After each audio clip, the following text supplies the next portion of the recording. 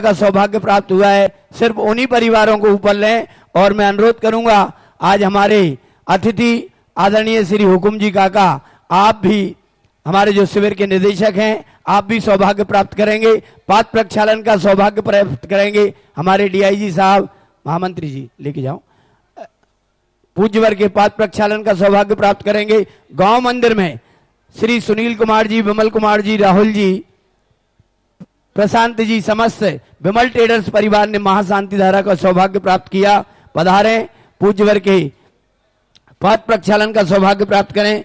श्री प्रेमचंद जी, कपिल कुमार जी, विकास कुमार जी, वैभव कुमार जी, समस्त अथाई खेड़ा परिवार दूसरी ओर से महाशांति धारा का सौभाग्य प्राप्त किया था, वह भी पधारें।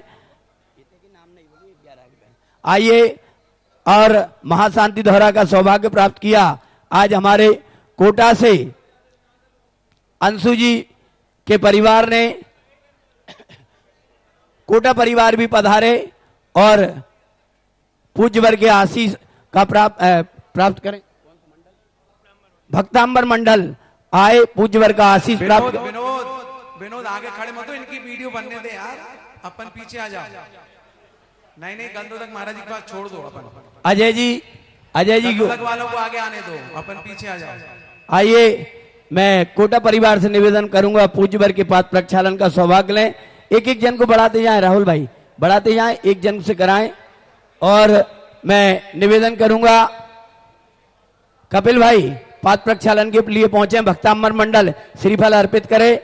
आज भक्तांबर मंडल द्वारा अखंड 24 घंटे का पाठ गांव मंदिर जी में जो चल रहा है, पूज्य वर्ग का आशीष मिला। आज सायंकाल 48 दीपों से 48 स्थान पर 48 दीपों से महाआराधना होगी, और महाआराधना में जो पूज्य वर्ग के गीत गाने वाले हैं हमारे, उनके भजन प्रस्तुत होंगे और महाआराधना होगी। आइए, मैं अतिथियों के साथ आज जिन्हें शांति धारा करने का सौभाग्य मिला है, उनके साथ हमारे शिविर निदेशक से निवेदन करूंगा, वह आचार्य भगवान के चित्र के समक्ष दीप प्रज्वलन करें। हमारा कोटा परिवार, हमारे कपिल भाई, हमारे भोपाल और कोटा, भोपाल निवासी और कोटा वाले दोनों जन पहुंचेंगे। हमारे सुनील भाई विमल ट्रेडर्स आए और दीप प्रज्वलन शास्त्र भेंट करने का सौभाग्य अर्जित करें।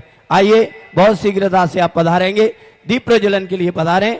हमारे चक्रवर्ती द्वय से निवेदन, डीआईजी साहब से निवेदन, अतिथियों को लेकर के पहुंचे चक्रवर्ती द्वय आए और दीप प्रज्वलन का कार्य संपन्न कराएं। बहुत शीघ्रता से पधारेंगे। हम चलेंगे धर्म सभा की ओर। दीप प्रज्वलन के साथ ही पूज्य वर्ग की मंगल दिव्य देशना हमें श्रवण करने का सौभाग्य मिलने जा रहा है। आइए,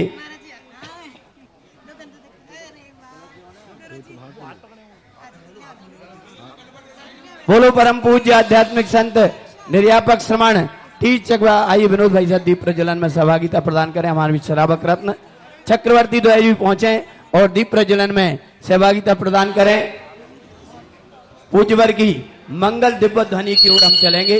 पूज्य श्री से प्रार्थना, कृष्णा पूज्य श्री से प्रार्थना, अपनी मंगल देशना से हमें उपकृत करें। परम पूज्य गुरुदेव। जय श्री ओम नमः सिद्धेभ्यः। जय श्री ओम नमः सिद्धेभ्यः। सर्वमंगल मांगल्यम सर्वकल्याण कारकम प्रधानम सर्वधर्माणां जैनम जयतु शासनम। पंच परमेष्टि भगवान की आचार्य श्री गुरुवर कुंद महाराज की, आचार्य श्री गुरुवर विद्यासागर महाराज की जय। ज्ञान शिरोमणि तीर्थ चक्रवर्ती मुनिपुंगो श्री सुधा सागर जी महाराज की जय। भैया जी, परम पूज्य गुरुदेव को शास्त्र भेंट करने का सौभाग्य प्राप्त कर रहे हैं आज के शांति धारा करता। और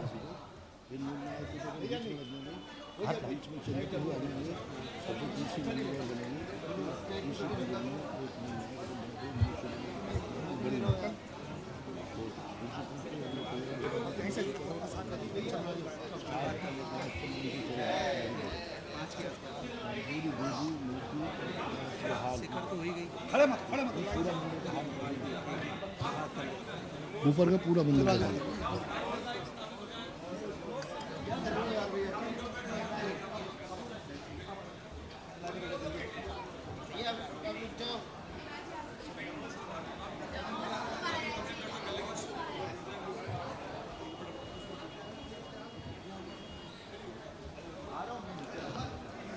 कल अपना प्रसंग चला था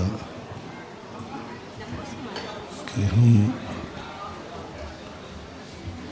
दुनिया में अच्छी वस्तु देखना चाहते। हमारा मन है कि जब भी मैं आँख उठाऊं मुझे अच्छी वस्तु दिखना चाहिए।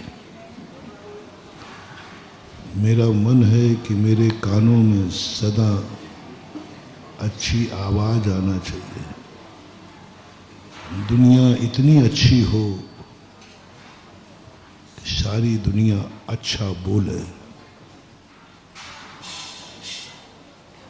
दुनिया इतनी अच्छी हो कि मुझे सारी दुनिया अच्छी दिखे। दुनिया में जो कुछ भी है सब अच्छा हो। दुनिया का हर इंसान अच्छा हो। कल कहा था ना, पेड़ पौधे भी अच्छे हों, हवाएं भी अच्छी चलें, बरसात भी अच्छी हो, पड़ोसी परिवार भी अच्छा हो। यहाँ तक कि कल कहा था मेरे भगवान भी अच्छे हों, गुरु भी अच्छे हों, मेरी जिनवाणी माँ भी अच्छी हो, सब कुछ अच्छा हो। यहाँ तक कि तुम भावना करते हो कि जगत के पशु भी अच्छे हों, सरकार अच्छी हो, शासन अच्छा हो, प्रशासन अच्छा हो, और ये जो अच्छे की खोज है यही मृग मरीचिका है। यह इच्छा तुम्हारी कभी पूरी नहीं होगी। तुम्हें सब कुछ अच्छा देखने की ललक है ना, कि जहां भी आंख उठाऊं सब जगह अच्छा अच्छा दिखे। ये इच्छा कभी पूरी नहीं होगी। हर व्यक्ति अनादिकाल से यही भावना करता आया। तीर्थंकरों ने भी यह भावना भाई, उनकी भी इच्छा पूरी नहीं हुई। वो इस संसार को सुखी देखना चाहते थे, नहीं देख पाए, आयु खत्म हो गई, मोक्ष चले गए। इस संसार को मंगलमय देखना चाहते थे, नहीं देख पाए, चले गए। उनका संकल्प था, इसी शर्त पर उनको तीर्थंकर प्रकृति का बंध हुआ था। उन्होंने भावना भाई थी कि सारा संसार सुखी हो, सारा संसार निरामय हो, निरोग हो, सारे चेहरे पर मुस्कान हो, किसी आंख में आंसू न हो, सारी दुनिया के जीवों में भाईचारा हो, कोई बैरी न हो, हर आंगन में मंगलाचार हो, अमंगल न हो, जगत में पापाचार न हो, पुण्याचार हो।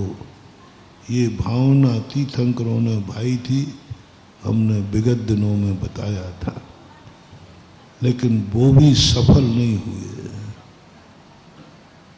सफल नहीं हुए। आयु खत्म हो गई लेकिन भावना सफल नहीं हुई। आयु खत्म, तीर्थंकरों की आयु खत्म हो गई लेकिन उनकी भावना पूरी नहीं हुई। नियम है, होगी भी नहीं। दो कार्यों में कभी तुम्हारी भावना पूरी नहीं होगी। कि एक तो तुम संसार में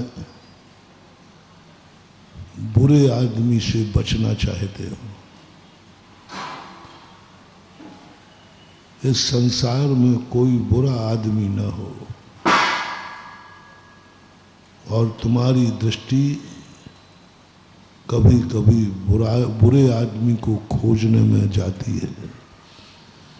तो दुनिया में कोई आदमी बुरा नहीं मिलेगा, कोई वस्तु दुनिया में बुरी नहीं मिलेगी, कोई भी वस्तु निर्गुणी नहीं मिलेगी। ये दो बातें बहुत बड़ी बात है महानुभाव। दुनिया में ये दुनिया कभी अच्छी नहीं होगी, कभी नहीं होगी। ये दुनिया में सब कुछ अच्छा नहीं दिखेगा, कितनी बड़ा साधक हो जाए। और दुनिया में कोई बुरा आदमी नहीं मिलेगा। ये दुनिया बुरी नहीं है। तुम चाहो कि हम दुनिया में बुराइयां देख लें और कह दें ये सारी दुनिया बहुत बुरी है, गंदी है, ये भावना तुम्हारी कभी पूरी नहीं होगी। कोई भी व्यक्ति खड़ा होगा कि आप किस दम पे बोलते हो। आपने कहा ये दुनिया बुरी है, किस अपेक्षा से कहा? आपके लिए बुरी है। आप दुनिया को बुरा नहीं कह सकते। ये आपके लिए बुरी है, आपका मामला आप जानो। दुनिया बुरी नहीं हो सकती। दुनिया को बुरी कहने वाले वो अपराधी है, उस पर कोर्ट केस चल सकता है, क्योंकि दुनिया तुम्हारी बपोती नहीं है। दुनिया दुनिया है। तुम जिसे बुरा कह रहे हो वह किसी के लिए बहुत अच्छा है, बहुत अच्छा है। एक भी वस्तु ऐसी नहीं है जो कहीं ना कहीं किसी ना किसी रूप में किसी को अच्छी ना हो। थोड़ा सापेक्ष होके दिखाओ, तद्रूप होके दिखाओ। हम कहते हैं जहर बुरा है और जहरीला सांप बहुत बुरा है, काल है। थोड़ा सांप से पूछा आपने, थोड़ा सांप से पूछो जहर अच्छा है कि बुरा है। सांप कहता है यही मेरी जिंदगी है, यही मेरा रक्षा कवच है। सांप चाहता है कि मेरी दाढ़ों में जहर हो, मैं जहरीला हूं। तुम कौन होते हो कहने वाले कि जहरीला सांप बुरा होता है? सांप क्लेम कर रहा है। हर व्यक्ति अपने स्वयं चतुष्टय की अपेक्षा है। तुम कौन होते हो जहरीला कहने वाले? और बुरा है, कौन कहता है मैं काल हूं, मेरा जहर ही मेरा अंग रक्षक है। कितनी भी गंदी वस्तु उठा लो, वह किसी ना किसी के लिए प्रिय होती है। कोई ना कोई उसको स्वीकार करता है। इसलिए हमें ये दुनिया में किसी भी वस्तु को बुरा कहने का अधिकार नहीं है। हाँ, हम सामने वाले को ये कह सकते हैं यदि तुम्हें यह बनना है, तुम्हें इधर जाना है तो ये रास्ता मत जाना, सुरक्षित रहना है तो इस रास्ते को मत जाना, नरक जाना नहीं है तो इस रास्ते पर मत जाना। लेकिन कोई कहता है मुझे तो नरक जाना है। ठीक है, शास्त्रों में नरक जाने के भी रास्ते लिखे हैं। अपन समझते हैं कि मोक्ष जाने का रास्ता लिखा है, नरक जाने का भी रास्ता लिखा है कि नरक का रास्ता कौन सा है। देखो, भगवान महान आत्माएं अच्छे रास्ते ही नहीं बताते, बुरे रास्ते भी बताते हैं। शास्त्रों में गंधोदक का ही वर्णन नहीं है, शराब का भी वर्णन है। पुण्य का ही वर्णन नहीं है, 5 पापों का भी वर्णन है, व्यसनों का भी वर्णन है। 7 व्यसनों का वर्णन जिनवाणी में, पापियों का वर्णन जिनवाणी में, रावण का वर्णन जिनवाणी में, सब लिखा है। जिनवाणी कहती है मैं इस सृष्टि का स्वरूप बताऊंगा, जिसे हमारे यहाँ करनान योग कहते हैं। करनान योग कहता है कि मुझे अच्छे बुरे से कोई मतलब नहीं। करनान योग पूरा वैज्ञानिक है, पूरा वैज्ञानिक।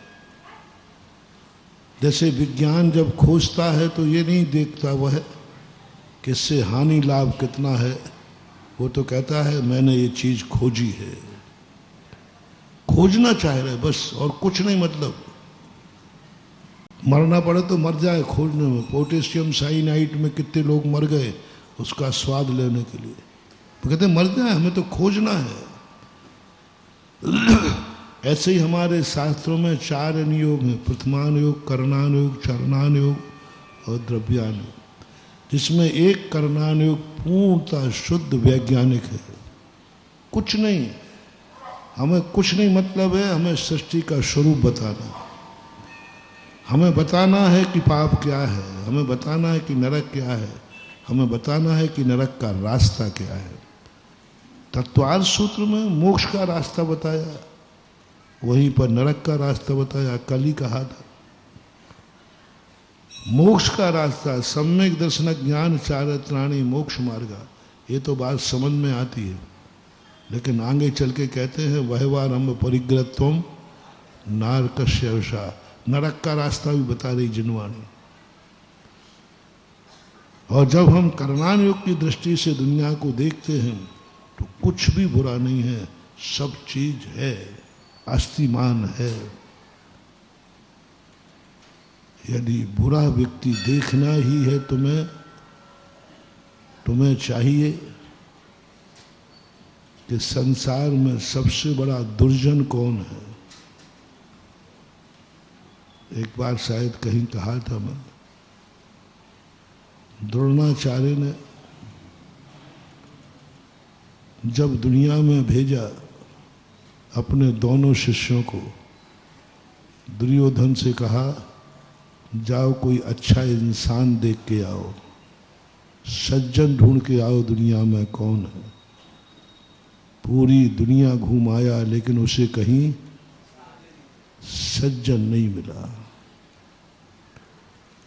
कहीं सज्जन नहीं मिला। लौट के पहुंच गया, बोले गुरुदेव कहीं सज्जन नहीं है। अरे भाई अशोकनगर गया था कि नहीं? बोले गया। सुनो, बहुत प्रशंसा सुन ली है ना अशोकनगर वालों ने। अशोकनगर वाले बहुत अच्छे हैं, बहुत अच्छी आगवानी की, बहुत बढ़िया चतुर्मास करा रहे हैं, बहुत बढ़िया कलश बना रहे हैं, बहुत बढ़िया मंदिर बना रहे हैं, मंदिरों को अकृत्रिम चैत्यालय कर रहे हैं।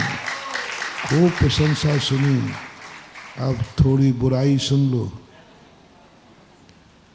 दुर्योधन ने भी तुम्हारे अशोकनगर की सर्वे रिपोर्ट पेश की। क्या रिपोर्ट की? सर्वे रिपोर्ट पेश की। बोले अशोकनगर में भी कोई सज्जन नहीं है, कोई भी अच्छा इंसान नहीं है, सब बुरे हैं, गंदे हैं। अशोकनगर में भी सब गंदे, कोई अच्छा नहीं है।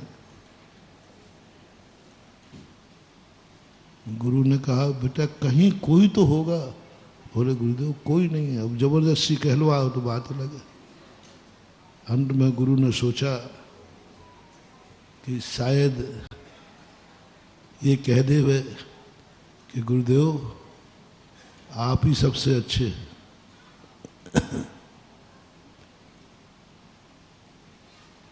आप ही सबसे अच्छे हैं। तो वो कहता है गुरुदेव आप नाराज तो नहीं होंगे? बाद में मेरी पिटाई तो नहीं करेंगे?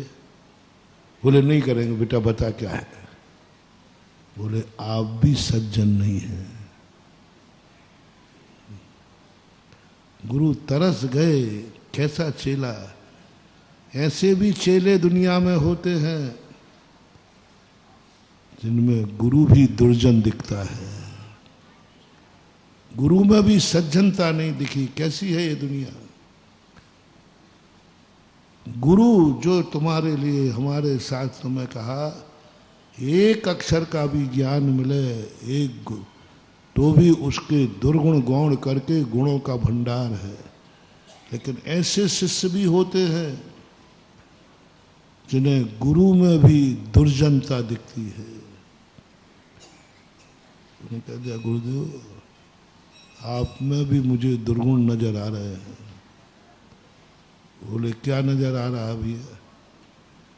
बोले आप अर्जुन को ज्यादा चाहते हैं, मुझे कम चाहते हैं। दोष निकालना है तो निकालो।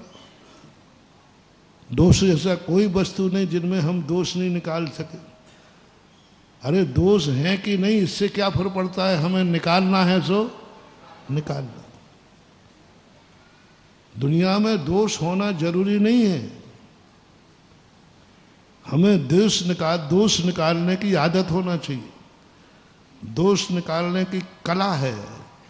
दोष निकालना भी एक बहुत बड़ी कला है। बहुत कलाकार होता है, बहुत ज्ञानी होता है, जिसे दोष निकालने की कला आ जाए, बहुत बड़ी।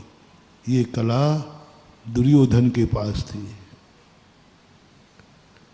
बहुत बड़ा, कितनी मेहनत की उसने मालूम।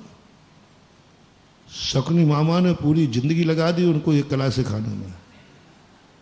दुनिया में दोष निकालना सीखो। दोष ही दिखता है उसे। कितने अच्छे कार्य तुम करना, दुर्योधन बुद्धि वाले को दोष ही दिखेगा। वो भगवान में भी निकाल देगा। भगवान में नहीं है तो क्या हुआ, निकाल दिया। सीता में दोष नहीं था फिर भी लगा दिया दोष। क्या करो, लगाना था, उसका मुंह था, लगा दिया। अब सीता बेचारी निर्दोष, सती, मां, जगत अम्मा, लेकिन दोष निकालने की आदत थी। क्या कर, भगवानों में ही दोष का है। लोगों ने भगवानों पे भी उंगलियां उठाई हैं। दोष निकालना बहुत बड़ी कला होती है।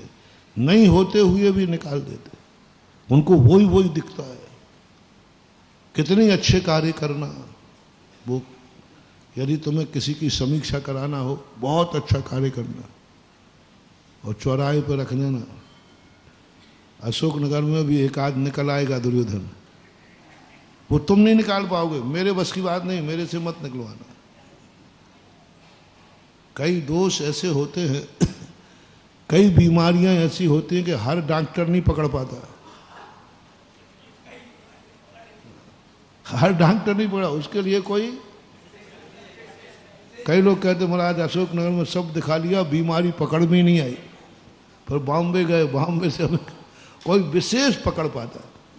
जैसे बीमारी पकड़ने के लिए विशेष स्पेशलिस्ट डॉक्टर होता है, सर्जन होता है, अनुभवी होता है, ऐसा ही दुनिया में दोष निकालने वाला भी बहुत ज्ञानी होता है, सर्जन होता है। वही दोष निकल पाएगा। हर व्यक्ति के बस की बात नहीं। और ऐसे दुनिया में लोग हैं, तुम कितनी अच्छे कार्य करना, उसमें दोष निकाल देगा। ठीक है, ये कमी है। ये दुनिया कैसी है। एक बहुत अच्छा जोक पढ़ा था कि भगवान ने, जोक ही समझना, भगवान ने सृष्टि बनाई। सृष्टि बनाने का विचार किया तो उन्हें सबसे पहले सृष्टि बनाते समय, अब पहली चीज तो उबड़ खाबड़ बनती है। पहली बार महिलाएं तुम रोटी बनाते हो तो कैसी बनती है, गोल के भारत का नक्शा। पहली बार तुम कोई चित्र बनाओगे तो कैसा बनेगा, ऐसे पहली बार भगवान ने बनाया तो ऊंट बनाया। ऊंट तो ऊंट बना करके रखा। उन्होंने कहा क्या पता मेरे तो एक ऑडिटर रख लिया, और ऑडिटर था अशोकनगर का, कह दो कहीं का कह दो, अभी तो अशोकनगर की कहता हूँ। ऑडिटर रख लिया कि बोले भाई मैं कोई चीज़ बना रहा हूँ, उसको तुम गलती निकाल दी उसने कि साहब आपने इसकी बहुत बनाया, मुंह तो सूंड तो इतनी बड़ी कर दी, ऊपर कर दिया, और पीठ कुबड़ कर दी, इस पे बैठने वाला सही से नहीं, कोई काम का नहीं है, ऊंट कोई काम का नहीं है। भगवान ने कहा बात तो सही कह रहा है। तो उन्होंने हाथी बना दिया, पीठ क्या कर दी बिल्कुल सपाट, और जो ऊपर थी उसको क्या कर दिया, नीचे कर दिए सूंड। बोले ऑडिटर साहब अब तो ठीक है? बोले साहब क्या ठीक है, आपने उल्टा कर दिया, इसकी सूंड इतनी नीचे बना दी कि बेचारे जमीन से घिसटती जाती है, इतनी लंबी थोड़ी होना चाहिए। उन्होंने कहा बात तो सही है। तो उन्होंने फिर बहुत सोच समझ के बंदर बनाया, नाक भी छोटी कर दी और पीठ भी सब। बोले अब तो ठीक है? बोले साहब सब कुछ ठीक है, लेकिन इसको इतना चंचल बनाया कि ये कहीं सांता बैठेगा ही नहीं, नुकसान करेगा। उन्होंने कहा बात ठीक है। अब की बार भगवान ने बहुत सोच समझ के, बहुत मुश्किल में बहुत सोच समझ के इंसान बनाया, सब कुछ ठीक ठाक। बोले ऑडिटर अब देखो इसमें कोई गलती नहीं हो सकती, देखो मैंने बहुत सोच के बनाया। बोले भगवान अब आप ही कह रहे हैं गलती नहीं हो सकती, तो ठीक है आप ही जांच लो, आप कह रहे हो तो ठीक है, तो क्या अभी भी गलती दिख रही है? बोले आप जांचने दो तो निकालूंगा। बोले आपने भगवान सब कुछ सही बनाया, कहीं गड़बड़ नहीं है, लेकिन इंसान को ऐसा बना दिया तुमने कि ये बाहर क्या है और अंदर क्या है ये कोई पता नहीं कर पाएगा।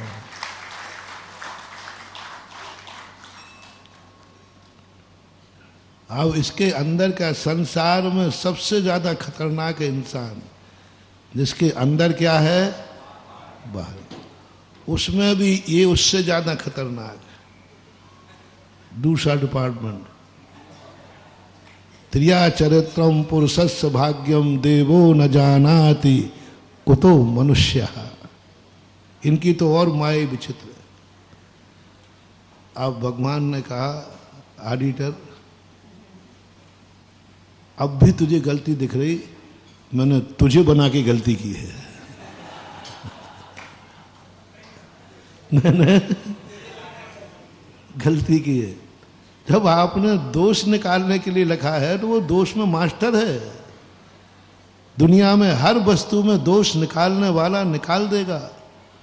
गुणवान को गुण मिले या नहीं मिले, लेकिन दोष निकालने की आदत जिसको बन गई है वो तो दोष निकाल देगा। गुण वाले को गुण मिले या नहीं मिले, दोष वाले को जरूर निकाल। हर चीज में दोष, हर चीज में बुराई, उसको दिखती वही है। क्योंकि ये इतने नीच प्रवृत्ति के लोग होते हैं जिनको दोष ही दिखता है। पूरे मैदान में फूल बिछे हैं, अच्छी चीजें रखी हैं, और सभी जीवों को छोड़ दिया जाए तो किस व्यक्ति को क्या क्या देखेगा। अच्छे लोग अच्छी चीजें देखेंगे, लेकिन उनमें एक जीव ऐसा होगा जो समस्त अच्छी चीजों को छोड़ता हुआ किसी गंदी की तरफ दौड़ जाएगा, क्योंकि वो शूकर है। कुछ लोग शूकर के स्वभाव के होते हैं, कुछ लोग शूकर के स्वभाव के होते हैं, जिनको कभी किसी में अच्छाई नहीं दिखती, उनको गंदगी ही दिखती है। उनकी गंदगी पर ही दृष्टि जाती है, उनकी मास्टरी है उसमें। इस जन्म की नहीं, अगले जन्म की मास्टरी है। अरे तुम क्या समझते हो, मुनि बनने में अगले जन्म की मास्टरी नहीं चाहिए। मुनि बनना तो हमारे वर्तमान का पुण्य है, अतीत के पुण्य की कोई जरूरत नहीं, क्योंकि मुनि पुण्य से नहीं बनता, पुनि पुरुषार्थ से बनता है, कर्म से। कोई भी धर्मात्मा बनता है, कोई कर्म से नहीं बनता। धर्म करने वाला कोई कर्म नहीं है कि ये कर्म बांध लो तो मैं धर्मात्मा बन जाऊंगा, है ही नहीं, कोई कर्म नहीं है। कर्म के अभाव में धर्मात्मा बनता है, कर्म के अभाव में। वसीयत में कुछ नहीं मिलता, धर्म का कोई भी वसीयत नहीं मिलती, कोई भी वसीयत नहीं। पूर्व जन्म से हम कोई कर्म करके आए हो सो मुनि बन गए, पूर्व जन्म के तुम कोई कर्म करके आए हो तो चतुर्मास करा लिया, पूर्व जन्म से कोई कर्म करके आए हो तो मंदिर बना रहे हो, पूर्व कर्म से कोई कर्म करके आए हो तो पूजा कर रहे हो, कोई कर्म करके आए कि आज तुम प्रवचन सुनो, कोई कर्म नहीं है। प्रवचन सुनाने वाला कोई कर्म नहीं, मंदिर बनाने वाला कोई कर्म नहीं, पूजा करने वाला कोई कर्म नहीं, त्याग करने वाला कोई कर्म नहीं। दुनिया में जितनी अच्छाइयाँ हैं इनको करने वाला कोई कर्म नाम की चीज नहीं है। जो कर्म अच्छा ही कराता हो, कर्म में अच्छे कर्म हैं, पुण्य कर्म भी है, लेकिन पुण्य वो पुण्य ही कराएगा ऐसी गारंटी नहीं है। पुण्य कर्म है, पाप प्रकृतियां भी हैं, पुण्य प्रकृतियां भी, लेकिन पुण्य के उदय में वो पुण्य ही करेगा, ये कोई नियामक नहीं है, कोई नियामकता नहीं। कुछ एकाध कर्म है ऐसे सामान्य रूप से, तीर्थंकर प्रकृति, आहारक दुख, ये 2-3 कर्म हैं जो पुण्य से आते हैं, पुण्य ही करते हैं, इनसे पाप नहीं होता। लेकिन प्रायः सारे कर्म जो हैं पुण्य के, कोई कुछ भी करा सकता है, इसलिए कोई कर्म नहीं है। ये वर्तमान का पुरुषार्थ है तुम्हारा, जो तुम चतुर्मास करा रहे हो। वर्तमान का पुरुषार्थ है तुम्हारा, जो तुम सुभाषगंज का मंदिर बना रहे हो।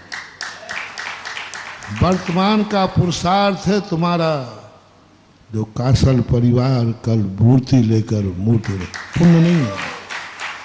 मैंने बहुत खोजा कि कर्म, मंदिर बनाने वाला कर्म कौन सा है, मैं अपने भक्तों को वही बनाऊंगा कि तुम ये कर्म बांध लो, तुम्हारे से मंदिर बन जाएगा। है ही नहीं। धन से मंदिर बनता है तो क्या धन आने के बाद सभी मंदिर बनाते हैं? है ही नहीं, कर्म है ही नहीं। मंदिर बनाने वाला कोई कर्म नहीं, ये पुरुषार्थ है, ये तुम्हारे पुरुषार्थ भावना। हम मुनि बने, हमारा कोई कर्म नहीं, मुनि बनाने वाला कोई कर्म नहीं है महानुभाव। हमारा वर्तमान का पुरुषार्थ है, वर्तमान का, जो ही मैंने कल परसों कही थी ना, विरासत नहीं लिखती है, वसीयत नहीं लिखती है किस्मत के फैसले, वसीयत नहीं लिखती है अच्छी किस्मत के फैसले, उड़ान बताएगी कि आकाश किसका है। उड़ान बताएगी कि आकाश किसका है। उड़ान किस्मत नहीं है, उड़ान हमारा पुरुषार्थ। पुरुषार्थ के बल पर उड़ान, कितनी बड़ी बात कही उन्होंने। वसीयत नहीं लिखती है अच्छी किस्मतें। बाप दादे अच्छी किस्मत लिखते हैं? नहीं, लिखते होते तो मारीच की किस्मत ऋषभदेव इतनी गंदी नहीं लिखते। पोता था वसीयत में, पिताजी धर्मात्मा तद्भव मोक्षगामी, तुम अच्छे कुल में जन्म गए हो तो कोई अच्छे इंसान हो, ऐसा कोई नियम नहीं है। तुम्हारे माँ बाप अच्छे हैं इसलिए तुम अच्छे हो, ऐसा कोई नियम नहीं है। तुम्हारा पड़ोसी अच्छा है इसलिए तुम अच्छे हो, ऐसा कोई नियम नहीं है, कोई नियम नहीं। तुम्हारे भगवान अच्छे हैं इसलिए तुम अच्छे हो, ऐसा कोई नियम नहीं है। रावण भी अच्छे ही भगवान को तो पूछता था। पिता नरक जा रहा है, बेटा रावण के सुत आदि कुमार मुक्ति गए रहवा तरदा। देख लो, बाप नरक गया और बेटा मोक्ष चला गया। पति नरक जा रहा है और पत्नी स्वर्ग जा रही है। महाराजा सैनिक और महारानी चेलना, चेलना स्वर्ग गई और राजा सैनिक नरक गया। मत समझना महानुभाव कि हमारे घर में कोई अच्छा है तो हम भी अच्छे हो जाए, हमारा घर पुण्यात्मा है तो हम भी पुण्यात्मा, कुछ नहीं है।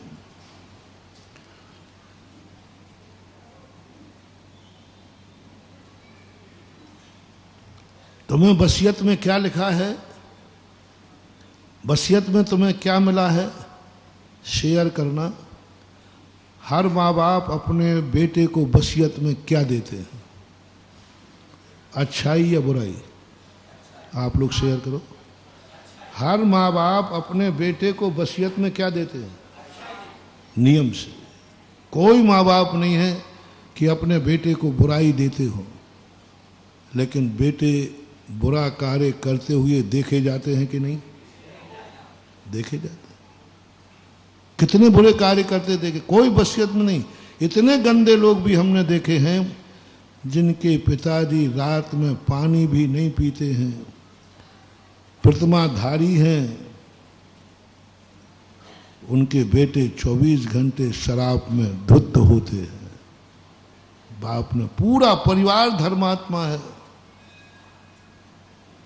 लेकिन एक है, मैंने एक बार सुनाया था संस्मरण में कि एक नगर में मैं गया तो एक बहुत धर्मात्मा थे, वृत्ति थे, प्रतिमाधारी थे। मेरा पड़गान वहां हो गया। अब यहां मेरा पड़गान हो रहा है, यहां मेरा आहार हो रहा है। उन्हीं का एक बेटा शराबी था, उसको पता चला कि हमारे घर में आहार हो गया है। इतना खुश हुआ, इतना खुश हुआ कि उसने शराब की दुकान पे कह दिया, आज शराब की दुकान हमारी तरफ से फ्री, बिल्कुल फ्री कर दी। एक एक को, मोटर स्टैंड पे शराब की दुकान थी, एक एक ड्राइवर को बोले पियो आज फ्री। और क्या बोल रहा है? बोले किस खुशी में? हमारे यहाँ महाराज का हार हो रहा है। ये कोई कहानी नहीं है, यथार्थ घटना है। अरे शराब पीवे तो पीवे, बांटे तो बांटे, वो हमें और लपेट रहा है। देखो महाराज की खुशी में क्या क्या बढ़ जाता है। शराब बांट रहा है, बोले पियो खूब, फिर को फ्री शराब कर दी। और सबसे कहता आज हमारे यहाँ महाराज का हार हुआ है। अब हमें पता नहीं, मैं तो आहार कर रहा हूँ। आहार करके जैसे बाहर निकला, उसने भी उस दिन जम के पी थी खुशी में। कैसी है दुनिया। कोई तो साधु के सानिध्य पाकर शराब छोड़ देता है, लेकिन दुनिया ऐसी है कि साधु का सानिध्य पाके शराब डबल कर देता है। दुनिया दुरंगी मकाने सराय, कहीं खैर खूबी तो कहीं हाय हाय। क्या समझते हो महाराज के आने से सुधर जाएगा? क्या समझते हो महाराज जी आप आ जाओ हम सब सुधर जाएंगे? मैं विश्वास नहीं करता हूं, और बिगड़ जाओगे। क्या करूं कि मेरा हार होगा तो इस घर में अब कोई शराब नहीं पिएगा। क्या करें, डबल शराब हो गई, पी के आ गया वो। और ऐसा नाचा, बाजे बज रहे थे और आगे खूब नाचा। अब उसकी स्मेल आई, गंध बहुत बुरी आ रही थी। तो मैंने इशारा किया, बोले महाराज जिनके आपके हार हुए ना, अब मेरी तो जमीन खिसक गई। बोले महाराज इन्हीं का बेटा है सगा जिनके हार हुए। और मैंने कहा अब क्या करें? अब लोग उसको हटाने लगे। अब मैंने कहा मैं क्या करूं? तो भगवान ने कहा बेटा अब तो तुम खा चुके हो, आहार तो होना था तो हो चुका। अब ज्यादा गड़बड़ करने से कोई फायदा नहीं है। हाँ, आहार के पहले पता चल जाता तो अपन आहार को जाते ही नहीं। अब आहार हो चुका है। जब कोई गलत कार्य हो जाए तो फिर ज्यादा उचक कूद करने की अब चुपचाप लोग उसको हटाने लगे। मैंने कहा नहीं, उसको नाचने दो। पहले तो मैंने हटाने का कहा, मैंने कहा भाई इसको हटाओ, कितनी गंध आ रही। जब पता चला कि वही है जो आप, तो फिर मैंने कहा नाचने दो। वैसा नाच मैंने आज तक नहीं देखा। शास्त्रों में सुना था कि इंद्र जब तांडव नृत्य करता है भगवान के अभिषेक के बाद, तो पृथ्वी कांपती है और ऊपर उछकता है। उसने क्या इतना तांडव नृत्य किया, बाजे बजाने वाले ढोलकों को पसीना आ गया और ढोल फूट गया, क्योंकि उसी के अनुसार वो ताल मारना पड़ता है ना। इतना नाचा वो। मैंने बड़े बड़े आहार दान में खुश होने वालों को नाचते देखा है, पर मुझे अभी तक किसी के नाच में मजा नहीं आता। अशोक नगर वाले भी खूब नाचते हैं, और हमें क्या दिखा रहे हैं, हमने ऐसा नाच देखा है। तुम क्या नाचोगे रे अशोक नगर वाले? तो भाई महाराज इसका अर्थ है कि नहीं ठीक है, गजब का नाच। मैं भी उसकी दुर्गंध को सहन करता हुआ मंदिर तक गया। मंदिर में जैसे बैठते हैं ऐसे ही मैं बैठ गया। बोला, और महाराज लोगों ने बता दिया, महाराज जी आहार की खुशी में आज इसमें लोगों ने कहा उनसे, भाई महाराज जी के हार हुए कुछ, तो वो खुद कहता है, अरे क्या बुलवाना चाहे तो मैंने आज सबको फ्री बांटी है। लोगों ने ही बता दिया था। अब मैंने बोले, महाराज जी आज मैं बहुत खुश हूं, हमारे घर में हार हुए और हम उल्टा निकल रहे हैं, हे भगवान पसीना आ रहा है।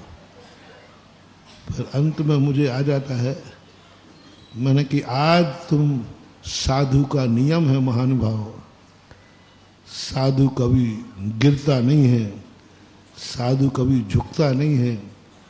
यदि झुक जाए तो समझ लेना वहां कोई ना कोई भंडार जरूर उठा के लाएगा।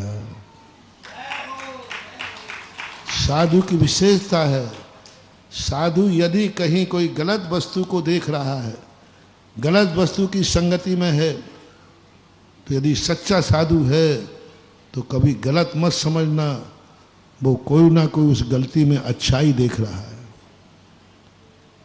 जब मैंने शराबी को नाचने से रोकने को मना कर दिया, कुछ ना कुछ झलक आई। हमें विश्वास होना चाहिए अपने धर्म पर, अपनी साधना पर, अपनी तपस्या पर, अपने आप पर। दुनिया कैसी है बनी रहने दो, कुछ नहीं बिगड़ने वाला, अपने ऊपर विश्वास करो। एक सेठ जी थे, उनको अपने लड़के पे बड़ा विश्वास था। एक व्यक्ति ने कहा, तुम्हारा लड़का तेल की शीशी लेने गया था, तेल लेने? बोले गया था, वो चौराहे पे गिर गया है, शीशी भी फूट गई, कपड़े गंदे हो गए। सेठ जी कहते हैं, मेरा बच्चा गिर नहीं सकता,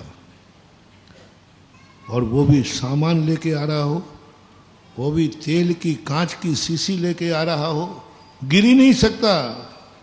मेरा बेटा इतना सावधान है, इतना सावधान बेटा है, तेल और कांच की शीशी आए और वो असावधानी कर दे, गिर ही नहीं सकता, असंभव। बोले साहब मैं तुम्हारा पड़ोसी हूं, मैं जानता हूं बेटे को, तुम्हारा ही बेटा था, गिर गया है बीच चौराहे पे। बोले साहब नहीं गिर सकता, नहीं गिर सकता। सामने बेटा आ गया, फूटी शीशी थी, कपड़े गंदे थे। बोले देख लीजिए साहब यही बेटा। बोले बेटा तो यही है, लेकिन बेटा मेरा गिर नहीं सकता। आप आंखों से देख रहे हो। बोले गिर नहीं सकता। आओ बेटा क्या बात है? बोलो कहाँ गिरे थे? बोले पापा इन्हीं के सामने बता दूं, इन्हीं के सामने बता दूं? बोले हाँ बता दे, कोई बात नहीं। बोले मैं गिरा नहीं हूं, मैं गिरा नहीं हूं।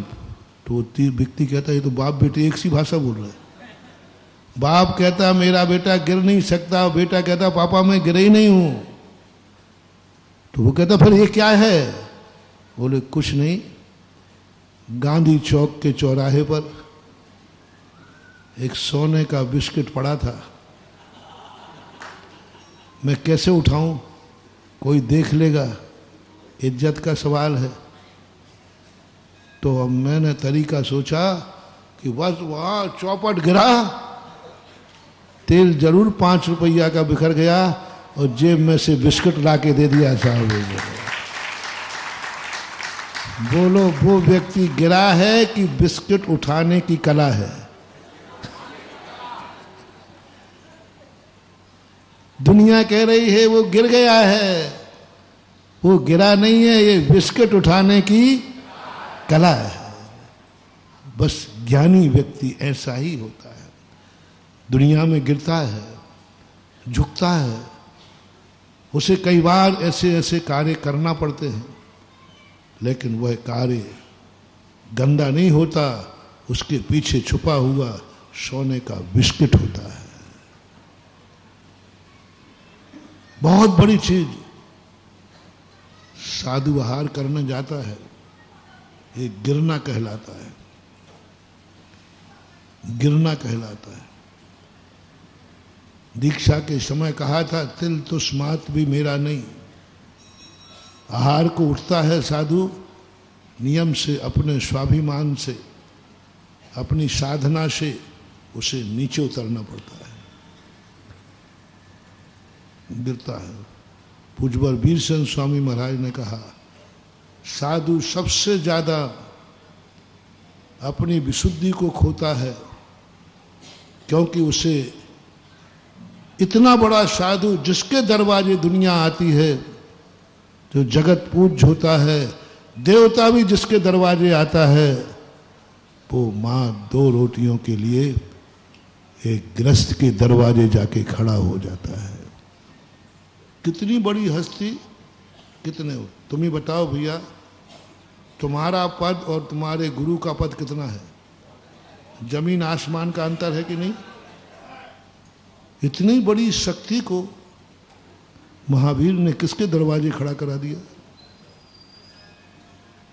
चाहते तो महावीर कह सकते थे नहीं, तुम किसी दरवाजे नहीं जाओगे, मैं व्यवस्था बनाता हूं, ये श्रावक ही तुम्हारे दरवाजे आएंगे, जो चीज तुम्हें चाहिए है वो तुम नहीं जाओगे, श्रावक लोग ही तुम्हारे कमरे में देने आएंगे। यदि महावीर ये व्यवस्था बना देते तो बोलो रे भैया तुम आहार देख लेकर आते के नहीं, कि हमें भूखों मारते? मुझे विश्वास है कि श्रावक यदि ये व्यवस्था बना देते ना कि तुम्हें कहीं नहीं जाना, श्रावक भोजन लेकर के तुम्हारे कमरे में आएगा। तुम बहुत बड़ी शक्ति हो, तुम बहुत महान हो। कहाँ एक श्रावक छोटा सा, समस्त प्रकार के संसार में रहने वाला, रागी द्वेषी क्रोधी मानी मायावी, सब पाप करने वाला, साचा झूठा कोई भरोसा नहीं। बोलते ना थोड़ा सा, अपने मुंह से बोलते जाओ। तुम्हारे साचे झूठे का कोई भरोसा है क्या? बोल दो ना, जल्दी बोल दो, जो है तो है। महावीर की कब तुम क्रोध कर लो, कब तुम साची बोल दो, कब तुम झूठ कर लो, कहाँ तुम्हारा मन बिगड़ जाए, कहाँ तुम्हारे धन बिगड़ जाए, कहाँ तन बिगड़ जाए, तुम्हारा कोई भरोसा नहीं है। और तुम्हारे गुरु महाराज जिनका मन शुद्ध है, जिनका वचन शुद्ध है, जिनका सब कुछ शुद्ध है, इतनी महाशक्ति को तुम्हारे दरवाजे खड़ा कर दिया। शुरू शुरू में मुझे ये अच्छा नहीं लगता था। मैंने कहा एक तरीका है कि महाराज आहार के लिए गांव में घूम रहे हैं, आहार के लिए श्रावक के दरवाजे जाके खड़े हो रहे हैं। कोई स्वाभिमान है? कोई स्वाभिमान है जी? ऐसा थोड़ी कि इज्जत नहीं है कोई भी। अरे इज्जत वाला हूं, भगवान के दरवाजे खड़ा होना तो थोड़ी इज्जत की बात है, क्योंकि वो भगवान है। तुम्हारे दरवाजे खड़े होना, तुम्हारी औकात क्या है? पहले अच्छा नहीं, जब मैं ना समझता जब शास्त्रों को पढ़ा, ओहो, भगवान महावीर कहते बेटा मैं तुझे गिरा नहीं रहा हूं, तू मेरा लघुनंदन है। कौन अपने बेटे को गिरने की कला सिखाएगा? कौन बेटा अपने को गिरने की कला सिखाएगा? मैं तुझे गिरने की कला नहीं से गिरा नहीं रहा हूं, लेकिन गिरना तो पड़ेगा, तू गिरना तो पड़ेगा, तू जा गिरेगा, लेकिन एक श्रावक रूपी तू सोने का बिस्कुट बना के आएगा। जो घर उसका पापों का घर है, उसे तू मंदिर बना के आएगा। घर से निकल के कमरे में भी भोजन हो सकता है। क्यों टिफिन के भोजन से भूख नहीं मिटती? नहीं, आप लोग तो खाते रहते, बता दो। यदि टिफिन में भोजन आए तो भूख नहीं मिटती क्या? मिटती है। भूख तो मिट जाएगी, पेट तो भर जाएगा, लेकिन महावीर कहते बेटा मुझे तेरा पेट नहीं भरना है।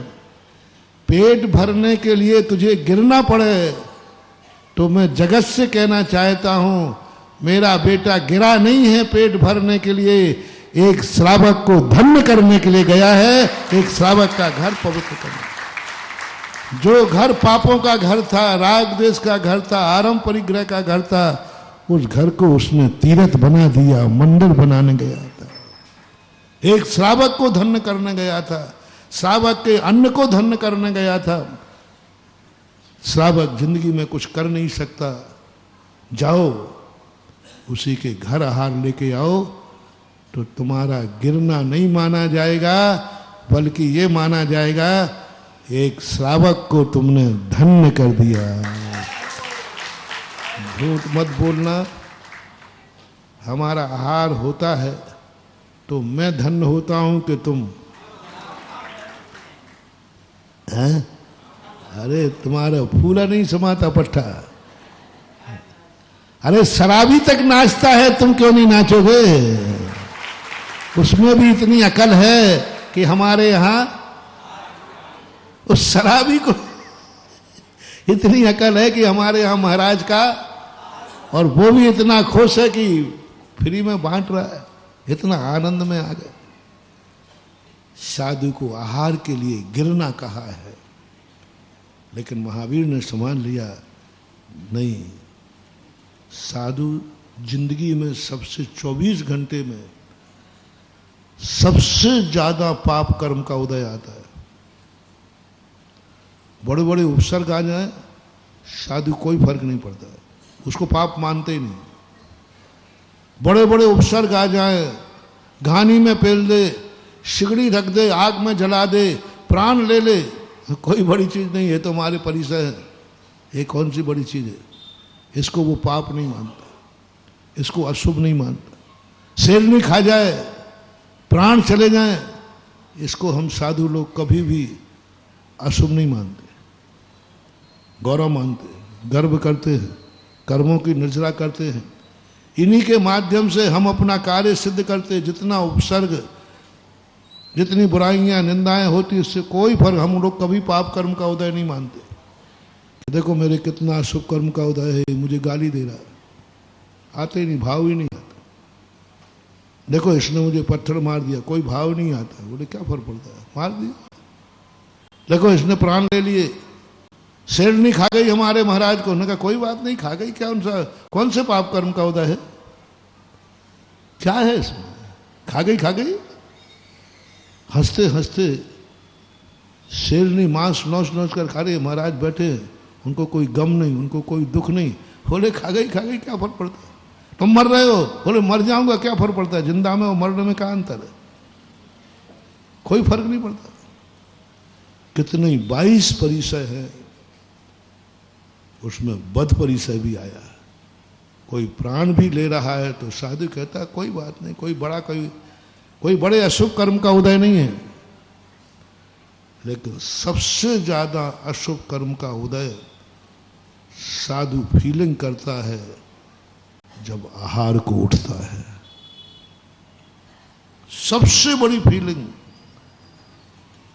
बस एक ही चिंता होती है, हे भगवान सब कुछ मैंने कर लिया, बस ये आहार कब छूटेगा,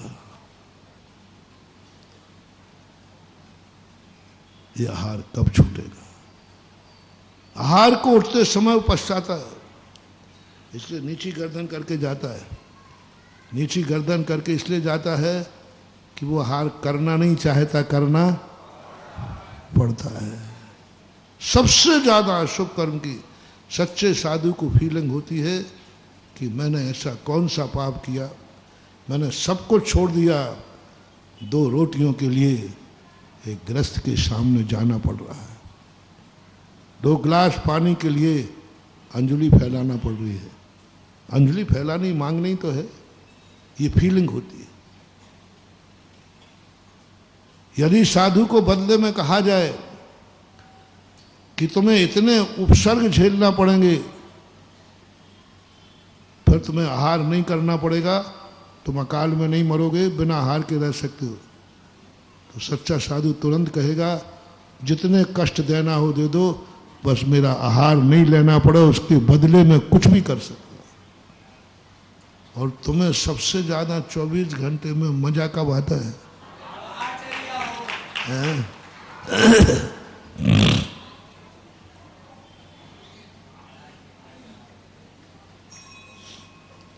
भोजन भर अच्छे हो जाए तो अरे मजा आ गया, है ना।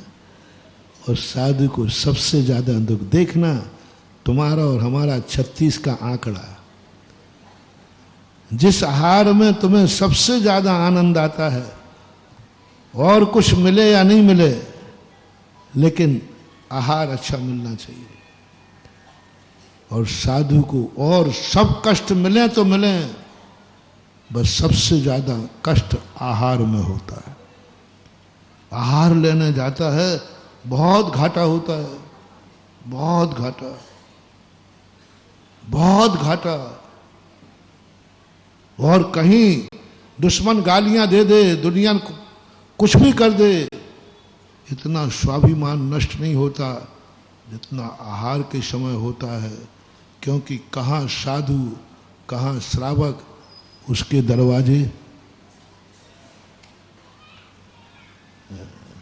राजा को कभी कभी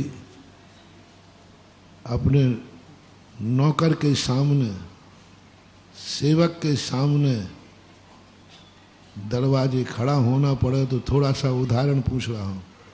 आप सेठ थे, मालिक थे, वो आपके यहाँ नौकर था,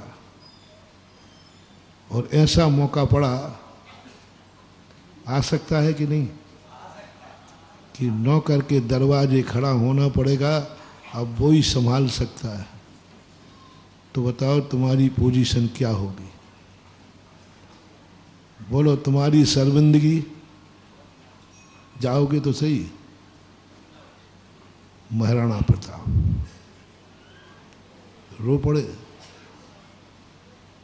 जब भामाशाह धन लेकर के पहुंचे, बोले ये स्वीकार के। राणा कहते मेरे ये दिन आ गए, जिन हाथों से मैंने दिया था, और मेरे हाथों से दिया हुए सेवक का धन मुझे लेना पड़ेगा। नहीं भामाशाह, ये धन मैं नहीं ले सकता हूं, ये मेरे दास का, मेरे सेवक का, मेरी प्रजा का, मेरे नौकर का धन है। उसने अपनी मेहनत से कमाया है, मजदूरी से कमाया है, पुरस्कार में मिला है, ये नहीं ले सकता। तो भामाशाह तो जैनी तो थे ही। उन्होंने कहा तो फिर क्या करोगे? चलो नहीं लो, यदि यही तुम्हारे दिन नहीं आते तो हम लेके आते ही क्यों? मत लो। क्या करोगे बोलो, क्या करोगे बोलो? तो क्या उपाय है तुम्हारे पास? मैं तुम्हारे लिए नहीं दे रहा हूं, मैं राज्य को पुनः राजा को पाने के लिए दे रहा हूं। राज्य चाहिए हमें। यदि मेरे धन के बिना आप चित्तौड़ का राज्य वापस ले सकते हो, उदयपुर की घटना है, चित्तौड़ की नहीं। चित्तौड़ से तो उसकी पहले घटना थी, उदयपुर की घटना है। उदय सिंह इनके पिताजी का नाम था, उसके उदयपुर बसाया। वहां जब हारे वो, शक्ति सिंह अपने भाई भागे, जंगलों में आदिवासियों के भेष में छुपते फिरे। भामा साहब मना कर दिया, मैं नहीं लूंगा, मैं मर जाऊंगा, मैं नहीं लूंगा। मैं तेरा धन लूं? मैं नहीं दिया है, मेरी कृपा से तुझे मिला है, नहीं लूंगा। जब भामा साय ने जो फटकार लगाई, बोले ठीक है, आप महाराणा प्रताप नहीं हैं, आप इस देश के राजा हैं, मुझे अपना राज्य लौटाइए।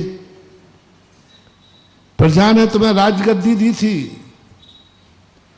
प्रजा ने आप पर विश्वास किया था कि आप राजा हैं, मेरा राज्य सुरक्षित रहेगा, आपसे हमें कोई लेना देना नहीं, मेरा राज्य वापस दीजिए।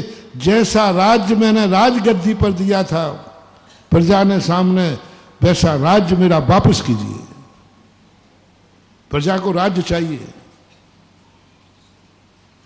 प्रजा को राज चाहिए। बड़ों को कभी कभी समझाने के लिए बहुत अकल चाहिए, साधारण तो समझेंगे नहीं। स्वाभिमानी थे राणा प्रताप, नहीं चाहिए। महाराणा कहते मुझे राज चाहिए, भामा साय कहते आपको राज्य को लौटाने का कोई दूसरा तरीका है? बोलो, दूसरा तरीका हो तो मुझे कोई मतलब नहीं है। मैं आपको शर्मिंदा करने नहीं आया हूं, मैं आपको दिखाने नहीं आया हूं कि देखा मेरी औकात, आखिर तुम्हारे लिए यहां आना पड़ा। मैं अहंकार में नहीं आया हूं राजन, मैंने आपको राजा मान के अभिवादन किया है। मैं आज भी आपका दास हूं, आज भी आपका सेवक हूं, आप मेरे राजा हैं। मैं तुम्हें शर्मिंदा करने नहीं आया हूं, मैं तुम्हें यह दिखाने नहीं आया हूं कि आखिर हमारी मोह उस पर नहीं। मुझे राज्य दिला दो बस, जैसे दिला सको बस। और आपको मैं राजा बनाया था तो आप निष्कासित नहीं हो सकते। जिसने राजा बनाया था इस्तीफा भी उसी को देना पड़ेगा। आप भाग नहीं सकते, पलायन नहीं हो सकते, आप भाग नहीं सकते। आपको राजा बनाया था जनता ने, आपको राजा बनाया था आपके पिताजी ने, आप ऐसे कैसे भाग सकते हैं? प्रजा को अनाथ करके भागोगे? यही तुम्हारी क्या राजत्व है? तुम्हें प्रजा ने राज्य सौंपा, तुमने दुश्मनों को सौंपकर भाग रहे हो? नहीं राजन, बहुत बहस हुई, लिया नहीं। अंत में जब भामा साय ने समझाया तब लिया, और उसी धन की बदौलत है कि महाराणा थोड़ा उदयपुर के राजा बने हैं। यानी किसके सामने झुकना पड़ रहा है? शर्मिंदगी आ गई। महानुभाव, ये राणा की कहानी नहीं सुना रहा हूं, तुम भामा साय हो और हम महाराणा हैं।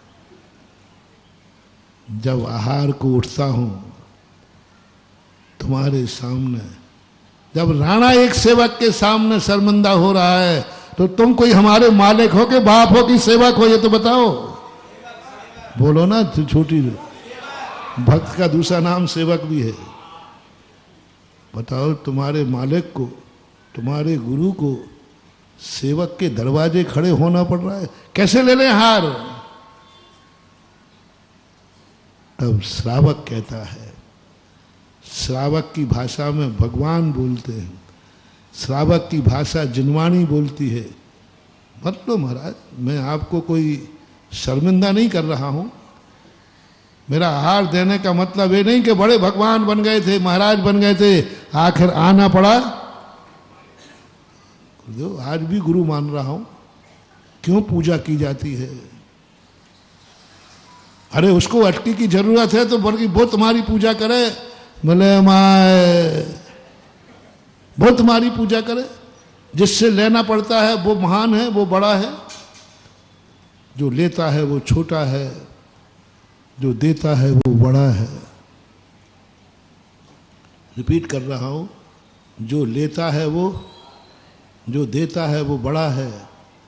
तो महाराज तुम्हारा हार लेते हैं तो कायदा से महाराज को तुम्हारी पूजा करना चाहिए। ओदा के चंदन क्या मजेदार चीज है। राणा को जाना चाहिए थे भामाशाह के दरवाजे, राणा को हाथ जोड़ना चाहिए था, लेकिन कौन जोड़े खड़ा था राणा के सामने? भामाशाह। साधु के सामने कौन खड़ा है हाथ जोड़ करके?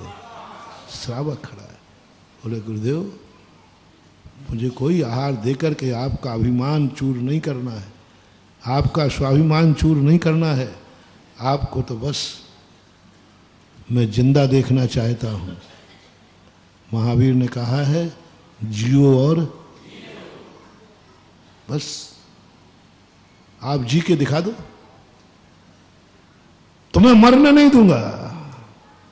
ये पद तुम्हारा नहीं है, ये पद जिनेन्द्र देव का है। ये पद तुम्हें गुरु ने दिया है, ये पद मोक्ष मार्ग का है। मुझे आहार देने का कोई मतलब नहीं है। आप आहार के बिना जिंदा रह के दिखाइए, मरना नहीं, अकाल में नहीं मरना। ये भगवान का दिया हुआ पद है, भगवान का भेष है, ये तुम्हारा नहीं। तुम्हारा मुनि पद होगा, हमारा गुरु पद है। बोलो, साधु कहता है मैं मुनि हूं, मैं मुनि पद पे हूं, तो श्रावक कहता है आप अकेले नहीं हो, आप अपने आप में मुनि नहीं हो, आप हमारे गुरु हो।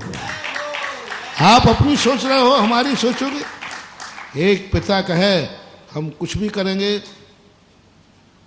तो नीति कहती है हे छोकरे सुन, कुछ भी नहीं कर सकता, तू अकेला मनुष्य नहीं है, अब तेरी शादी हो गई है, तू पति है।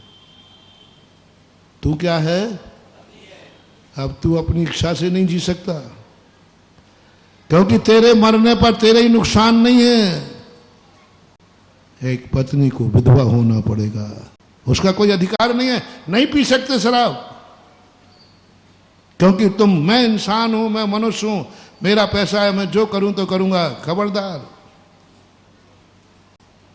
तुम एक बेटा हो किसी मां के, तुम मर सकते हो, लेकिन तुम्हें एक मां को निपुति करने का अधिकार नहीं है। सावधान रहे शराब और गुटखा पीने वालों।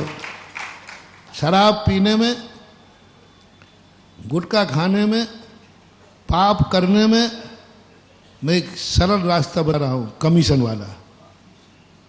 बहुत कमीशन, उसमें कम पाप लगता है। कमीशन किसे बोलते हैं? वस्तु सस्ती मिलती है, सारे पाप करना, तो खूब जम के शराब पीना, पाप कम लगेगा। धीरे से बोल रहा हूं, किससे कहना। कमीशन वाली शराब, पाप कमीशन। शराब खूब पीना, पाप कम लगेगा। गुटखा खूब खाना, पाप कम रखेगा। खूब जुआ खेलना, जो पाप करना, मनमाने करना, बहुत कम पाप लगेगा। बिल्कुल सही रास्ता बता दो, गलत रास्ता मैं बताऊंगा ही नहीं। बस शर्त एक ही है कि तुम किसी के कोई तो नहीं हो। तुम कौन हो? तुम मात मनुष्य नहीं हो, तुम एक मां के बेटे हो। तुम्हें मरने में कोई बात नहीं है, मर जाओ, लेकिन तुम एक मां को निपुति नहीं कर सकते हो, तुम बेटे हो। मां को निपुति करने का अधिकार तुम्हें नहीं है। क्लेम किया जाएगा, कोर्ट केस किया जाएगा, धारा लगेगी, तो हमारी जिंदगी थी मैंने मिटा दी। नहीं, तुम अकेले नहीं मिटे हो, तुमने एक मां को निपुति किया है। बोलो, मरने वाले को दुख ज्यादा होता है कि मां को दुख ज्यादा होता है? मरना का तो कोई ज्यादा दुख हो ही नहीं, कोई मरना, मर जाओ, लेकिन तुम एक बेटे हो, नहीं मर सकते। तुम्हारे पास दो पद हैं, एक स्वयं का पद है और एक मां का दिया हुआ पद है। तुम बस अब तुम्हारे लिए मां तुम्हें थप्पड़ मार सकती है, मां तुम्हें रोक सकती है, छोकरे तू मैं पी रहा हूं, मेरी स्वतंत्रता है। बोले तू स्वतंत्र नहीं है, तू मेरा बेटा है, तू मेरा बेटा है, तू मेरे बेटे अधिकार को नहीं सुन। इसी प्रकार सुनो रे हे गुंडे पुरुषों, हाँ जो तुम मनमानी करते हो शादी के बाद, पीना है मेरी मर्जी, खाना है मेरी मर्जी, खबरदार तुम खूब पियो, खूब खाओ, खूब पाप करो, कोई इतना पाप नहीं है, लेकिन किसी स्त्री को विधवा बनाने का तुम्हें अधिकार नहीं है। तुम अब 2 पद हैं तुम्हारे पास, 2 पद हैं। खूब पीते शादी नहीं करते, बहुत कम पाप लगता, मां से नहीं जन्मते, आकाश से टपकते, कोई बात नहीं, कम पाप लगता। मां से जन्म लेकर के आप मां को निपुति नहीं कर सकते, सबसे बड़ा पाप है। तुम्हारे पाप करने से किन किन को नुकसान है, मैं पाप की ज्यादा व्याख्या नहीं कर रहा हूं। पाप करने में ज्यादा पाप नहीं है, तुम पाप करने से किन किन को नुकसान है, कौन कौन दुखी होंगे, तुम्हारे सहारे कौन है, कौन कौन बेसहारा होगा, वो पाप है। इसलिए शादी यदि तुमने कर ली है तो कोर्ट केस कर सकता हो, मत करो ये कोर्ट केस। हमारी कर्म की अदालत में तुम्हें ऐसी सजा मिलेगी, ऐसी सजा मिलेगी। शादी करने के बाद यदि तुमने कोई बुरा कार्य किया, शादी करने के बाद तुमने शराब पी, गुटखा खाया, तो तुम एक पत्नी को विधवा करने का आरोप।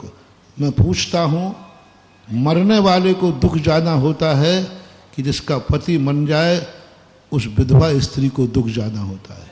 मुझे शेयर करना थोड़ा। मरने वाला दुखी ज्यादा कि उसकी पत्नी जो अभी जिंदा है, विधवा का दुख ज्यादा? बोलो। तो तुम्हें उसको दुखी करने का क्या अधिकार है? वो रोक सकती है, नहीं कर सकते। तुम मनुष्य नहीं हो, मेरे पति हो, मेरा पद है, तुम्हारा सुख हमारा सुख है, नहीं कर सकते। और यदि किया तुमने और तुम्हारी बुराई के कारण से तुम्हारे दुख हुआ और उसको विधवा होना पड़ा, उसको रोना पड़ा, तो कान खोल के सुन लीजिए सजा, कान खोल के सुन लीजिए धारा। आज तुम पुरुष बने हो, कल तुम हिजड़ा बनोगे, तुम उसके लायक ही नहीं रहोगे। सुनो रे शादीशुदा शराब पीने वालों, गुटखा खाने वालों, व्यसन करने वालों, मनमानी करने वालों, ये तुम्हारे लिए सजा है। बजाते रहना फिर ढोल लेकर के तालियां। ये वही हिजड़े हैं जिन्होंने कभी अपनी मस्ती में अपने पति पद का ध्यान नहीं रखा, अपनी मस्ती में ये ध्यान नहीं रखा कि मेरे बाद इसका क्या होगा। ऐसा अपराध तुमने कर दिया कि जेल चले गए, तुमने ये ध्यान नहीं दिया कि बच्चों का क्या होगा। सुनो रे बाप लोगों, तुम्हारे पीने खाने से कोई फर्क नहीं पड़ता, तुमने क्या पाप किए हैं, कोई ज्यादा पाप नहीं है इसमें, पाप करने से कोई पाप नहीं लगता। लेकिन तुम पिता हो, तुम्हारे छोटे बच्चे हैं, और तुमने ऐसा अपराध कर दिया कि जेल चले गए, ऐसा अपराध कर दिया कि तुम मर गए अकाल में। बच्चों को अनाथ करने का दुख बताओ, तुम्हारे मरने में दुख ज्यादा है या बच्चों के अनाथ होने में बच्चों का दुख ज्यादा है?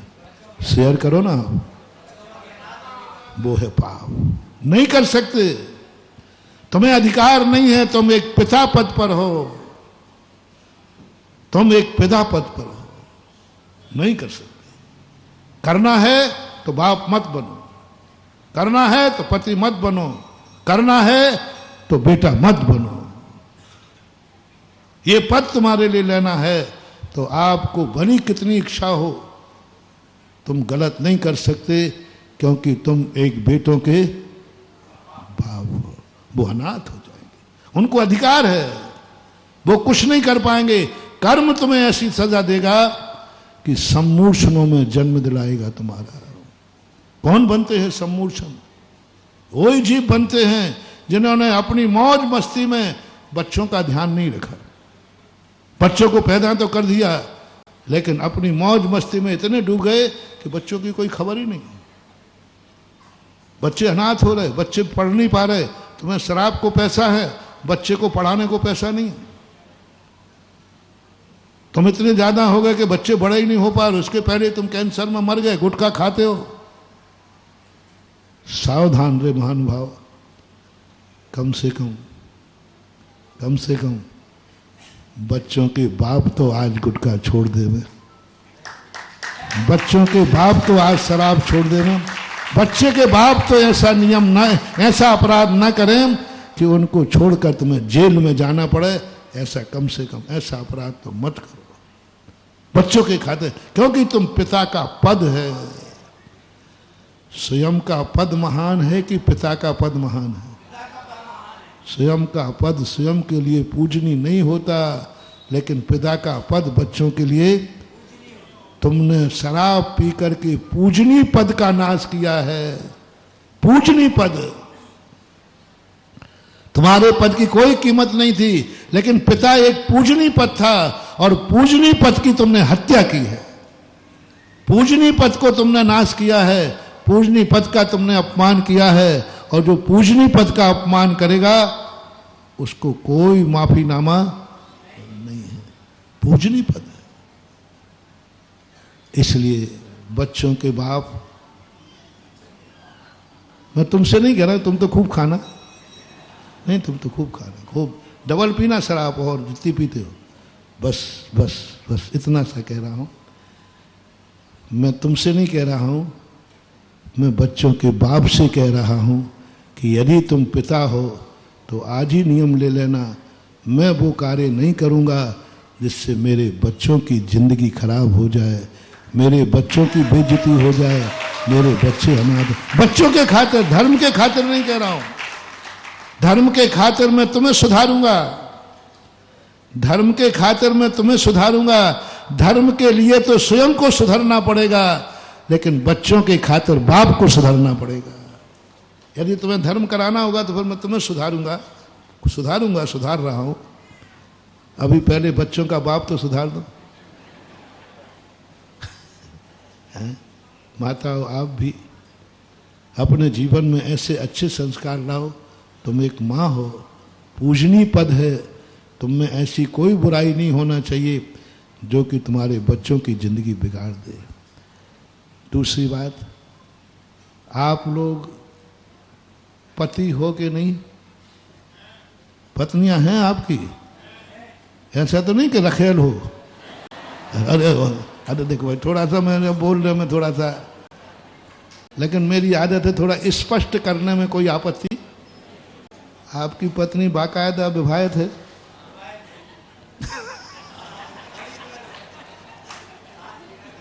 सबकी। स्वामी हो रे, स्वामी हो रे, पति परमेश्वर है रे।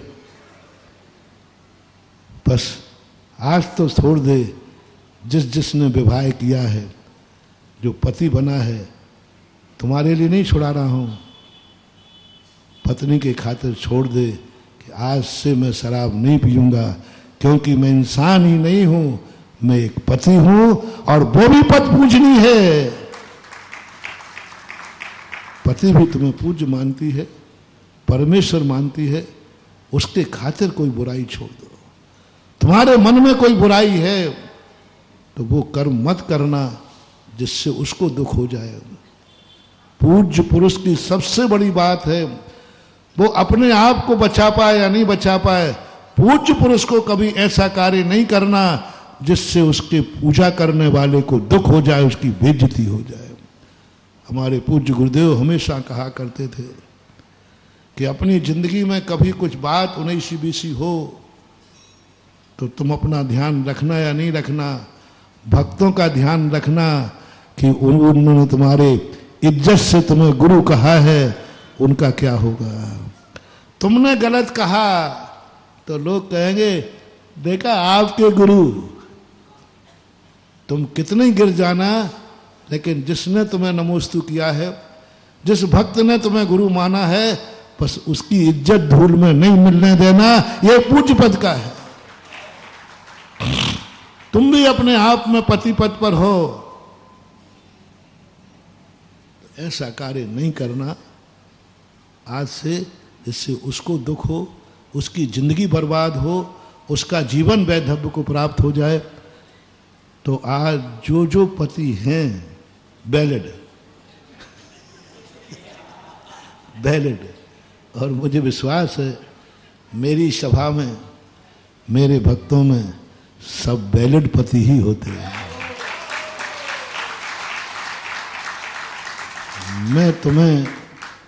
मैं तुम्हारे व्यसन छुड़ा पाऊंगा कि नहीं छुड़ा पाऊंगा ये दावा नहीं करता हूं, लेकिन इतना दावा करता हूं कि मेरे भक्त में यदि कोई पति हो तो वो ऐसे व्यसन छोड़ देवे, क्योंकि उस पापी को मैं नहीं बचा पाऊंगा, शराब पीने वाले को मैं बचा लूंगा, गुटखा खाने वाले को मैं बचा लूंगा, लेकिन जो पति बन करके खा रहा है, आई एम सॉरी प्लीज, मैं उसे दुर्गति से नहीं बचा पाऊंगा, क्योंकि तुमने दूसरा पद है जो तुम्हारा खुद का नहीं है, जो किससे मिला है? पति आप स्वयं हुए हो कि पत्नी के कारण हो? बस इतना सा ध्यान रख लो, इतना सा ध्यान रख लो। और अंत में कहना चाहता हूं, अशोकनगर के बच्चे तुम लोग सब 1 नंबर में जन्मे हो कि 2 नंबर में? 1 नंबर। पूछने में कोई आपत्ति नहीं भाई। देखो तुम्हारी माँ का पता है कि नहीं? किन किन को अपनी माँ का पता नहीं और बाप का पता नहीं? और आज हमें अपने बाप का ही पता नहीं कौन है, हमारी माँ का पता नहीं कौन है। लावारिस हो, गणिका पुत्र हो क्या? माँ यदि है, यदि तुम्हें अपनी माँ का नाम पता है, अपने माँ की बात पता है, माँ का जन्म हुआ, तुम्हें अपने पिता का नाम पता है, तो मैं तुमसे बिल्कुल नहीं कह रहा हूं, मैं एक माँ और पिता के बेटे से कह रहा हूं, आज के बाद कोई व्यसन मत करना माँ बाप की खातिर, क्योंकि मेरे माँ बाप हैं और मैंने ये कार्य किया। बताओ, जब तुम कोई बुरा कार्य करते हो तो तुम्हें दुख ज्यादा होता है कि माँ बाप को? बोलो ना, आप लोग सब बोलो ना, उनको कितना दुख होता है? तुम्हें कुछ नहीं होता, लेकिन उनकी नींद हराम हो जाती है। उनका जीवन बस अपने खातिर नहीं, हम किसी माँ बाप के बेटे हैं, हम कोई लावारिस नहीं हैं, हम कोई जार पुत्र नहीं हैं, हमारे सगे माँ बाप का मैं बेटा हूं। मैं आज के बाद गुटखा शराब कोई गलत कार्य नहीं करूंगा, क्योंकि मैं दुखी हूं तो हूं, मेरे कारण से मैं अपने माँ बाप को दुखी नहीं करूंगा, बस बेटों से ही अपेक्षा करता हूं। 3 नाम हो गए, बेटा, पति और बाप। अभी मैं बीच में नहीं आया हूं, अभी तो मैं इतना ही कह रहा हूं। आप इन 3 पदों का ये पद उदाहरण के रूप में देता हूं, जो भामा साय ने राणा प्रताप से कहा था, आप मेरे राजा हैं।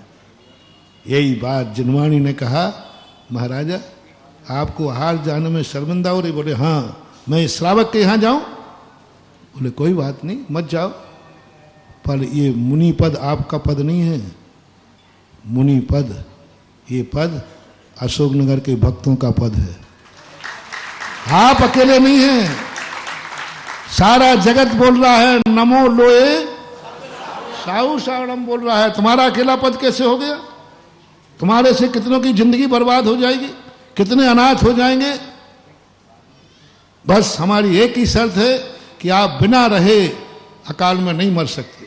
आपको जिंदा रहने का कोई उपाय हो तो मत आइए हार के लिए। आप हमारा राज्य लौटा सकते हैं और राजगद्दी पर हमारे धन लिए बिना आ सकते हैं, तो राणा साहब मुझे धन देने की कोई जरूरत नहीं है, उपाय बताइए। आप इस पद को खाली नहीं कर सकते, मुनि पद आपका ही नहीं है, हम भक्तों का पद है। इस मुनि पद से आपकी जिंदगी का सवाल नहीं है, इस मुनि पद से हमारी जिंदगी का सवाल है। बोलो है ना रे? गुरु हो, मेरे शिष्य का सवाल है। जैसे आप बेटों के बाप थे, ऐसे ही भक्तों का कोई बाप होता है तो गुरु होता है, भक्त शिष्यों का कोई बाप होता है तो गुरु हो सकता है। हम वो कार्य नहीं कर सकते जिससे भक्त अनाथ हो जाएं। इस कार्यक्रम के पुण्यार्जक थे श्री कंवरलाल जी महावीर प्रसाद जी, पाटनी, मदनगंज, किशनगढ़, राजस्थान।